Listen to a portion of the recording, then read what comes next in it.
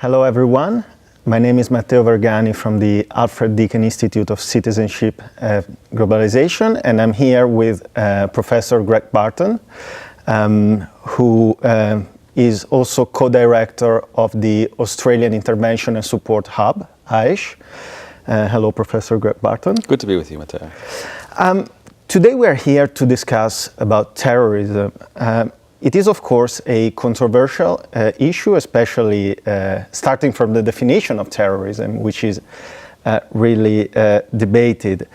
And also the responses to terrorism, like countering violent extremism intervention programs, are often cause of tensions in society and in certain communities, especially who feel to be targeted by those intervention in a kind of unfair way.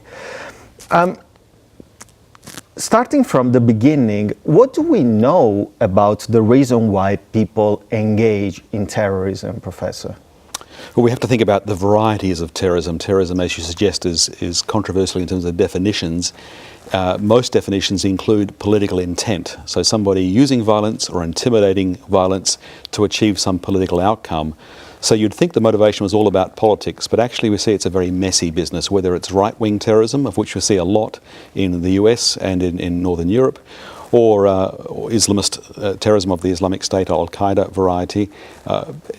Modern recruiters, when they're recruiting people for networks like IS, appeal to a sense of belonging, a sense of esteem, a sense of purpose. They often groom in a fashion of offering false friendship, and the motivation then for the person is to be part of a group. Once they join the group, they internalize the discourse, the narrative of the group. And if it's Islamic State or Al-Qaeda, then the whole question of revolutionary change, really a kind of revolutionary Marxist idea in religious garb. Right-wing terrorism, often it's a white supremacist or ultra-conservative nationalist position.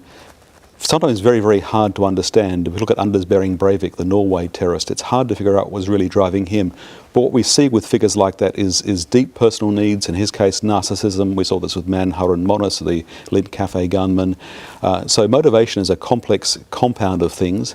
But I think when it comes to preventing, we're looking at particularly young people now being targeted by groups like IS in Australia, where it's really about trying to get them to join a group, be part of a network.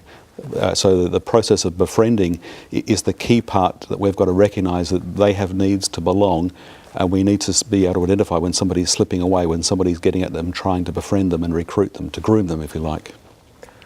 Well, given all these uncertainties about why and how people become terrorists, what can be done, do you think, to prevent terrorism in a way that it's not perceived as unjust by communities? Well, the question of justice is very important because, of course, most terrorists present themselves as freedom fighters, as revolutionaries trying to address the ills of the world, of which, of course, there are many in our time as there are in all times, and to try and often dramatically, revolutionary, change things so that those evils are addressed.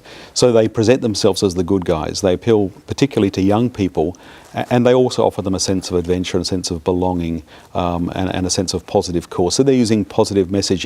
I think the first thing we need to recognise is that if there's a problem of governance, for example, northern Nigeria, Somalia, Iraq, Syria, Afghanistan, Pakistan, where 4/5 of the world terrorist attacks have been occurring in recent years, we've got to address those underlying issues that make it possible for the terrorist groups to exist. But in a country like Australia, where it's not really push factors, there are still things that make individuals vulnerable. So poverty, alienation by themselves don't cause terrorism, but they make it easier for a recruiter to come alongside. We need to address those things where we can, to the extent that we can. We certainly need to work on social cohesion.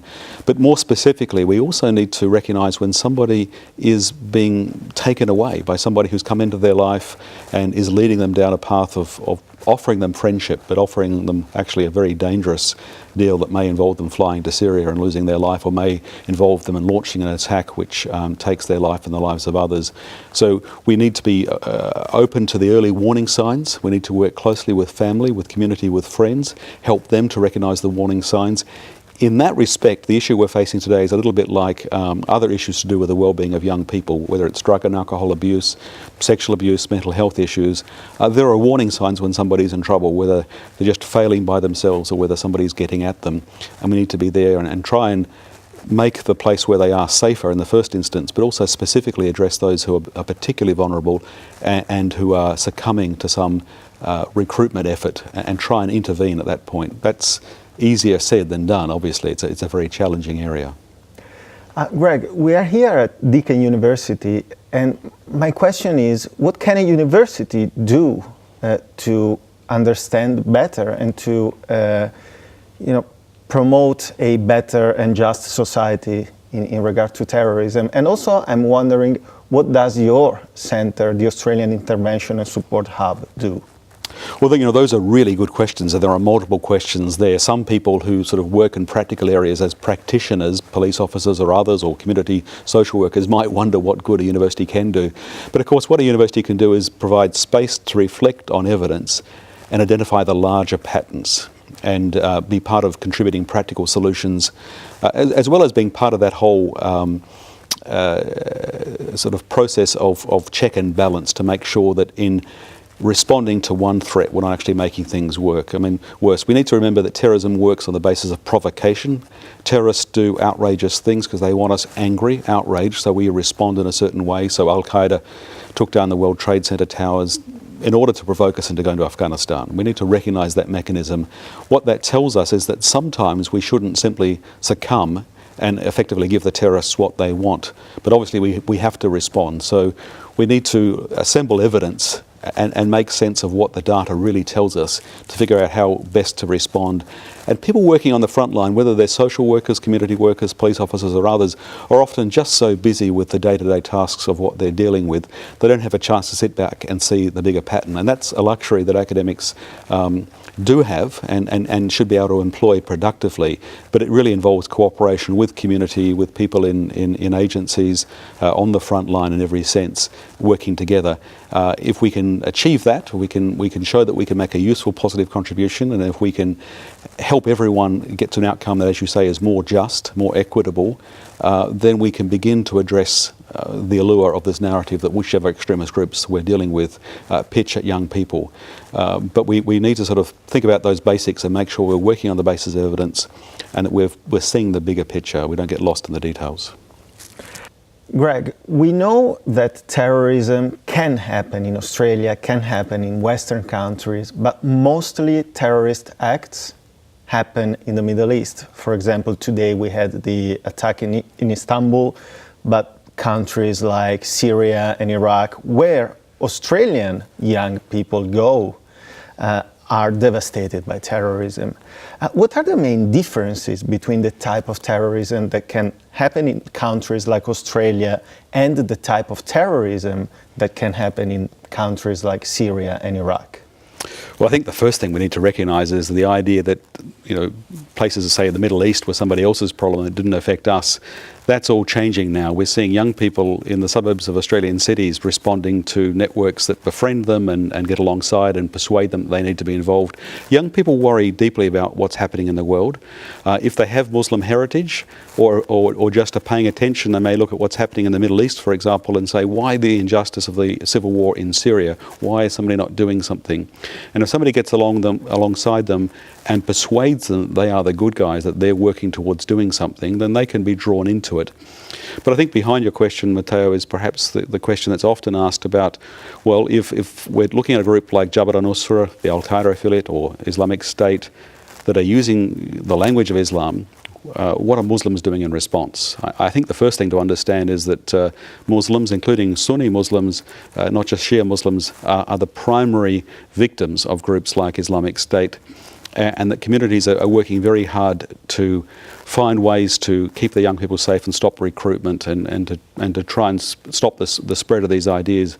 We need to recognise that we're talking about a small fraction of 1% of Muslim communities that are being affected by recruiters. So, these groups are very, very unpopular, despite the impression we might get through media reporting.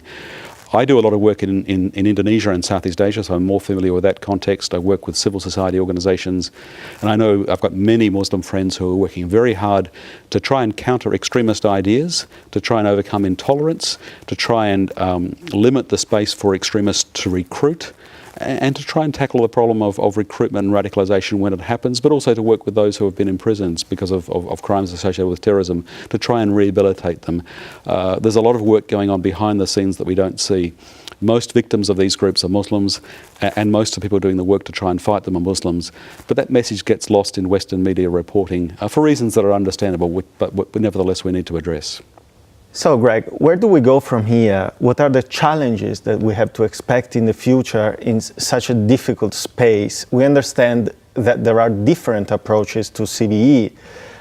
Some institutions might want to focus more on soft approaches like prevention and creating resilience and social cohesion in society. Some others are asking for more security and police interventions. So what should we do in the future? Well, we're going to do a whole lot of things. There is no silver bullet. There's no singular solution. Of course, terrorism is a method. It's not an idea in itself. So what the Nigerian government and people have to do in the north of Nigeria with Boko Haram, or what needs to be done in Somalia, is different than what we need to do in Australia. The particular threats we're facing at the moment, we may face right-wing terrorist threats at the moment, in future, but at the moment we're facing a particular threat to do with what's happening in Syria and Iraq. We have to address that. We have to work with communities. We have to try and work on that primary intervention of social cohesion, helping people have a secure, safe place. We have to integrate them well with social networks. Sometimes it means more religion rather than less religion. You know, kids involved in a youth group at a mosque community, perhaps. Australian youth in general and Muslim youth in particular are often quite alienated from the older generation. That needs addressing. We also need to do, though, that secondary work, secondary level of intervention with people who are identified as being at risk. Perhaps they've been stopped from travelling. Somebody needs to follow up with them, working with family and friends to bring them back into a safe place. And tertiary intervention, we need to do more work with those in prison. Thankfully, our problems are not as large as they are in Europe, but this is an area we also need to pay attention to. We're not very good at working at rehabilitation in prisons in general, and that includes in this space. So we have to do all the things we're currently doing, do them better, do them in a way that cooperates across society, particularly with communities that are being infected, and builds trust. And recognise that this is going to be a long challenge of many decades out in front of us. And it's not the biggest problem in society. We shouldn't overreact, but we need to try and make sure that when we do something, we make society better as a result of those interventions, rather than respond to what the terrorists want and respond with fear and paranoia and make society worse as a consequence. Greg, do you think that Australia is doing well in comparison to other countries like Europe or North America? Australia is doing relatively well. I mean, we don't face the challenges of people moving so freely that Western Europe faces, but we have very high rates of recruitment to groups like Islamic State. And I think that's probably a factor of the pull of networks and of narrative and social media as much as it's a push factor. But it's a reminder to us that we can't be complacent. I mean, we've prevented many planned attacks. We've had others that have succeeded. We're facing a problem that will carry on for decades. We have had some worrying outbreaks of angry talk against Muslims, Islamophobia if you like, which we need to really take in check, because that just makes the problem worse, and it undervalues or undermines the values that we're working so hard for in Australia. But in general, I think we've got a lot to be thankful for. To those who are working in community, those who are working in government and agencies, things could be very much worse than they are, but there's no time for complacency. Thank you, Greg, for being with us and for sharing your time with us. I think today we understood something more about terrorism, which is really a complex issue, and every time is really harder and harder to understand what to do and what can we make our society better. Thank you, Matteo.